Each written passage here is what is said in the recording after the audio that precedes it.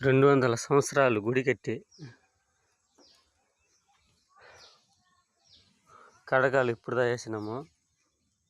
స్ట్రాంగ్గా ఉంటుంది. రాముడి గుడి 600 సంవత్సరాలు అయింది కట్టేదానికి. మనము ఆ రాముని భక్తుడు ఆంజనేయుడు ఎన్ని సంవత్సరాలు? 200 సంవత్సరాలు పట్టింది. 140 కోట్ల ప్రజలే అట్ట ఉంటే ఈడ కొంతమంది ప్రజలు ఈ గుడి కట్టేదానికి 200 సంవత్సరాలు